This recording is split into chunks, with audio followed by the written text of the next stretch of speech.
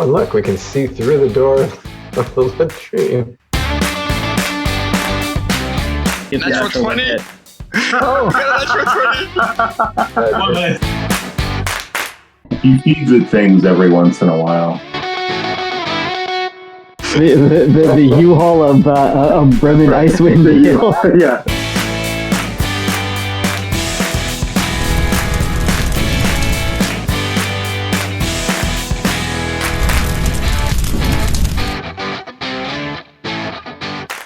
Welcome to my Dungeons & Dragons game of Icewind Dale. We're going to be going through Rime of the Frost Maiden starting at first level. I'm going to allow my players to introduce themselves. Cars, if you would like to introduce yourself first. Sure.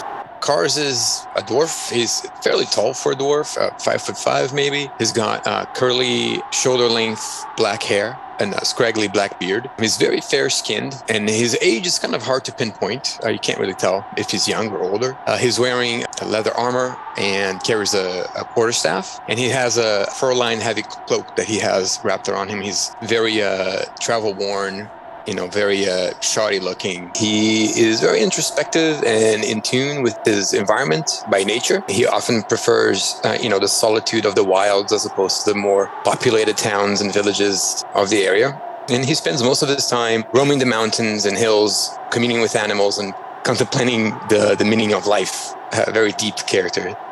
Gandro. Gandro's actually going to go by Ravenfriend. He's a Goliath. Okay. They usually go by their nickname. He's huge, 8 feet tall, over 300 pounds, all muscle. He's got gray skin. He's completely devoid of hair. And although he does appear to have eyebrows, but it's not hair, it's just a ridge almost. And he has, like all Goliath, he has got black marks on his skin. And so on his gray skin, he's got black marks that start as points right below his eyes. And it goes up and over his head and then down his arms and comes to 5 points on his fingers.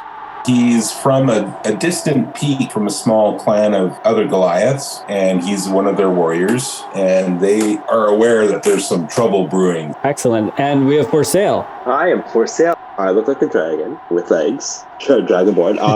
My scales are bronze, but they actually have like a bluish tinge to them.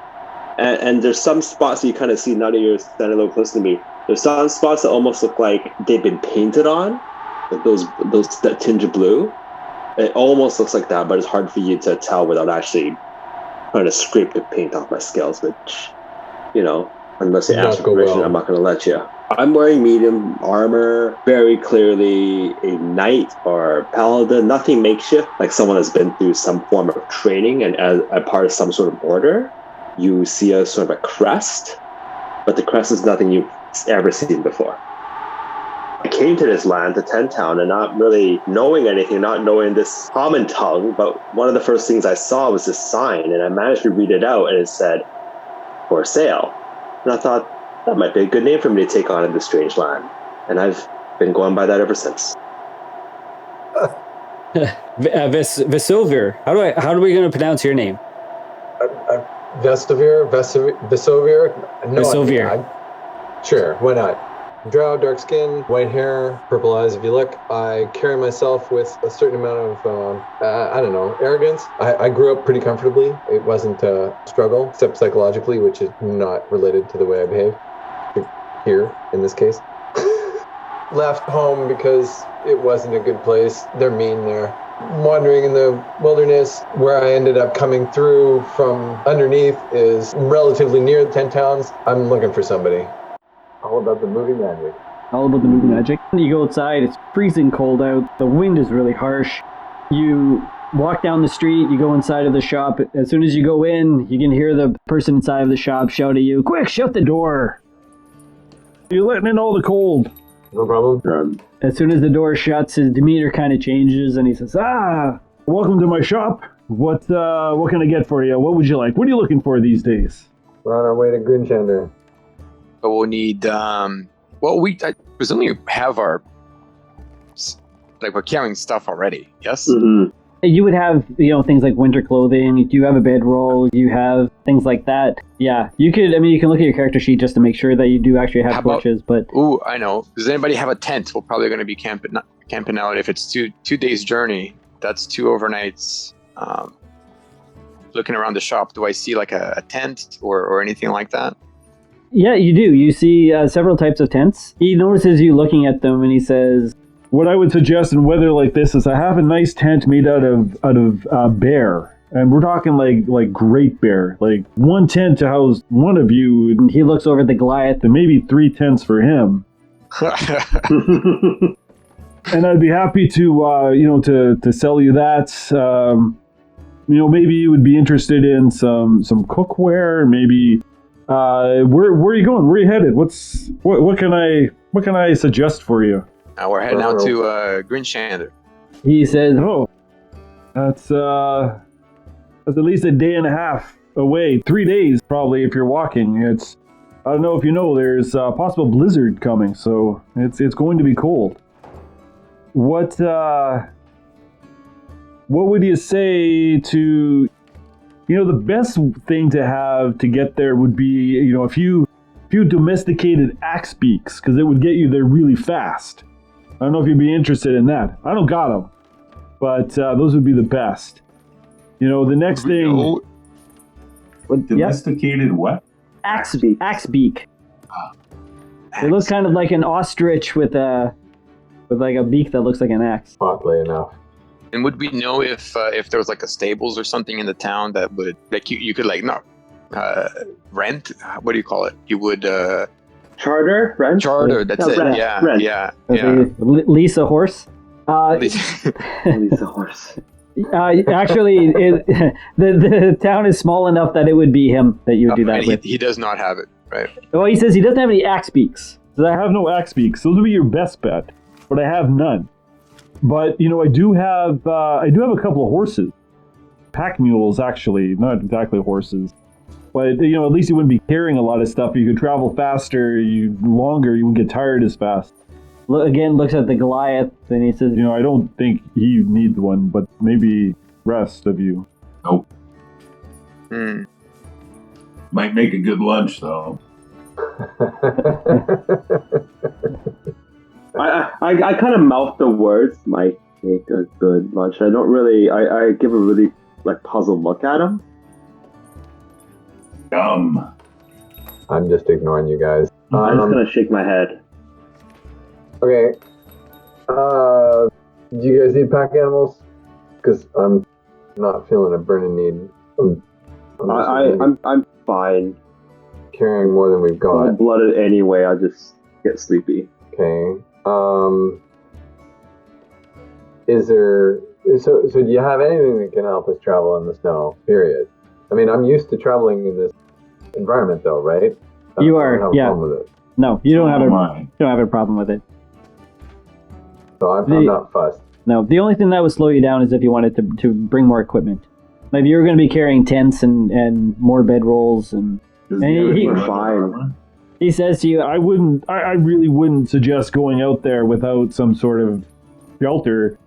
If that blizzard comes up and you're in the middle of a field, you're gonna freeze. We should get some tents at least.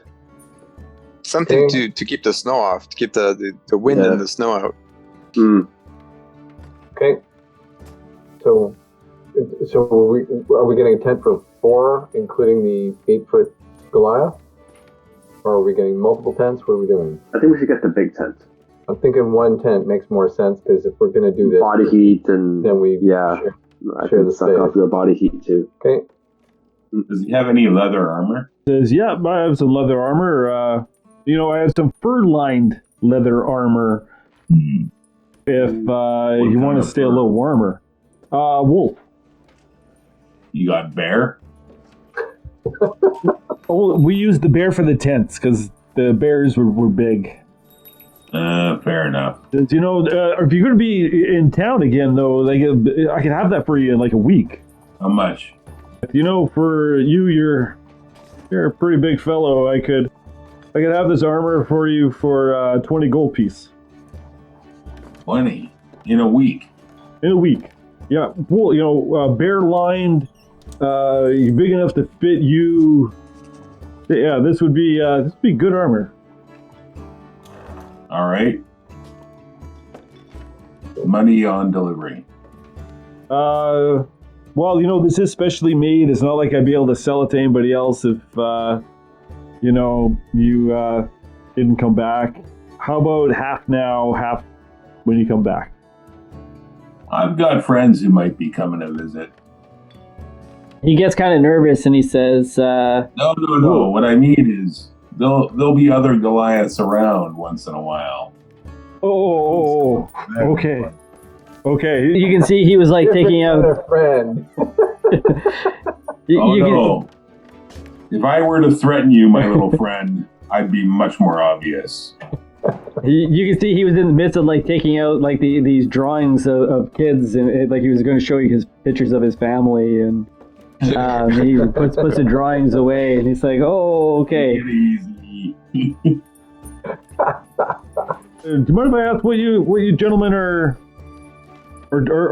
doing? Like, what's are you going to the mines? Are you here for the forestry? Are you fishermen? You don't really look like fishermen, but I didn't look like a merchant before I bought the merchant place.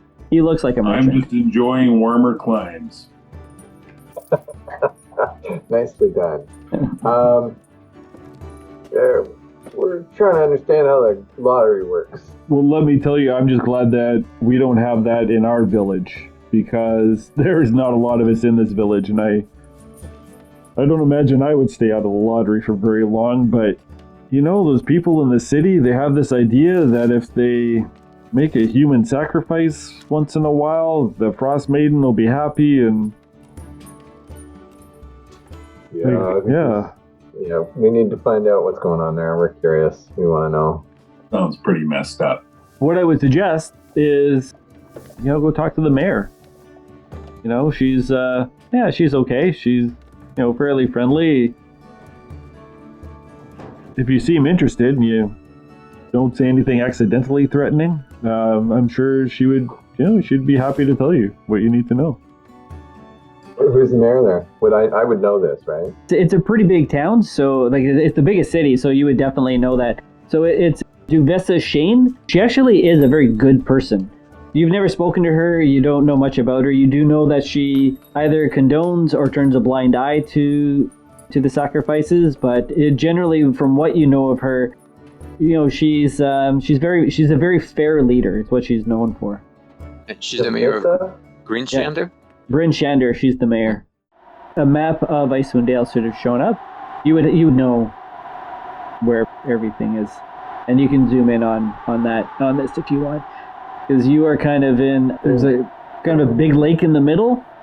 You're in that area. Mm. So Mayor Dualden is the lake in the middle, you're saying? Yes, Mayor Dualden or Mauer Dualden. That is the lake. I see. There's Bremen. Got it. There's Bremen. Are we in Bremen now? You're in Bremen now, yeah. And we're going to Grinshander. Where the heck is that? That's kind of in the middle. Well, not really in the middle. It's just to the right of Bremen. Yeah, it goes Bremen, Targos, and then Targos Brinshander. and then Brinshander. Yeah. Oh, okay. I see. Got it. Thank you. So it looks like there is a road from Bremen to Targos. Yeah, so we're going through Targos and then to Brinshander. So maybe we overnight in Targos instead of buying a tent or whatever. We would just leave early in the morning, get to Targos, spend the night there, and then on the next day, make our way to Brinshander. Yeah, we might even learn things. Useful things. Mm-hmm. Yeah, that might be a little better. Mm-hmm. If we make Targos in one day, though, don't need the tent. So I turn back to the shopkeep and I ask him, okay, so what would it run us to rent a pack mule and the tents that are enough for the four of us from here to Brinshander? It would run you, well, let's say, I'll give you 3 tents, a pack mule to carry your stuff, all the equipment you need for building a fire, cooking food. Definitely some extra furs to keep you warm, and let's say 2 gold a day. 2 gold a day. And you would bring this stuff back to you afterwards, yes? Yeah. So we'd have to 2 days there. And 2 days back. Yeah, We're talking about 8 gold so far, so 8 or 10 gold would be. That's if we don't spend, and that's not counting any time we might spend investigating. Yep, I agree. And dealing with the situation, I don't think we can wrap up the situation in like an afternoon. No. Well, what if I go back to the shopkeep? Do you have an associate in Brinchander that we could check in your supplies with, and they could then send it back to you? or could we just do the one-way trip? Do the one-way. That's what I mean. The one-way trip. What's the one-way fare? The U-Haul of Bremen Icewind Dale. Yeah. Actually, Icewind Dale's U-Haul. Nice. That's right. Ice Haul. Yeah. Well, there's the U-Mule, which is which if you could leave it there, but it would just cost you a little bit of extra. So instead of 2 gold a day, I could do it for 1 gold a day. 1 gold a day. To leave it there. Yeah, but you would have to also pay an extra 3 gold for not bringing it back, because then I have to travel there to bring it back. That sounds like a better deal to me, fellas. I'm in. Yep, because that's a 5 fixed, gold. Yeah, that's a contained time frame. So And Mm-hmm. yeah, and judging by our one-way trip, maybe it's not so hazardous. Maybe we figure we can make the track back without a tent, depending how that goes. Let's go the one way and find out. Yep. Yeah. So who wants to sign the lease agreement here? Vesovir is the one with the cash, so. Yeah, I'm in. I'll do it. All right. He takes out a parchment and signs it, and he hands it to you, and he says, "Do you want the extra insurance? For an extra 5 silver." Vesovir, this is on rank. This is on. What was our contact? Because she said she was going to give us 50 gold credit. Remember? Oh yeah. This is our friend Trollbane. Yeah, Trollbane. Helene Trollbane. Drop her name. Flynn, so Flynn Trollbane sent us, and did mention that there was a credit here at the store for us. He looks at you and he rifles through some of his papers, and he says, she has an open credit that's for 50 gold. And she said that she would be eventually sending somebody. She actually gave me this credit about 4 years ago. So, okay, if you work for Helene, I can put you on her credit. I would highly recommend buying the mule insurance, just in case something happens to the mule. You get scratched, lost. But do we have to have it filled up, fed when we drop it off, or is that okay? Yeah, well, he'll start off with like half a meal. Yeah, okay. So you'll have to feed him the rest, and then we do require that you drop him off the same amount of hunger as you pick them up at. That's fair. Yeah, that makes sense. Yeah. And you know what? You can throw our friend's Raven, our colleague here, Ravenfriend's armor. Put that into the credit as well. Sure. He writes it down. Well done remembering, thank you, because I completely got clearly. I got the notes. Yeah. Good job. Ravenfriend's just shaking his head. He's like, insurance for a beast. Lowlanders are nuts. All right, Vesovir's like, somebody else's bill, I don't care. Agreed. All right. right. Did you need anything else, or are you guys I good? think we're good. Yeah. I think we're good. All right. And so your plan was stay at the end of the night and then travel in the morning? Yep. All right.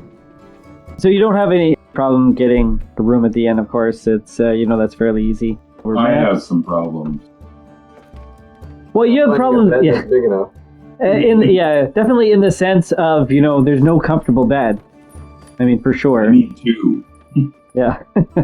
Yeah, and a room all to yourself as well, because, you're just, you fill up the entire room. I'm assuming you're not leaving a raven behind. Nope. Oh, yes. I forgot to mention there's a large white raven constantly on Ravenfriend's shoulder. Oh, Hence the name. Yeah. And it makes No, that makes a lot of sense. I kind of put the dots together. I'm like, Ravenfriend, Raven, friend of Ravens. I'm like, I approve. I approve of this. All right. Oh, good. He feeds it things every once in a while. All right, Anything so- we know about, or just things?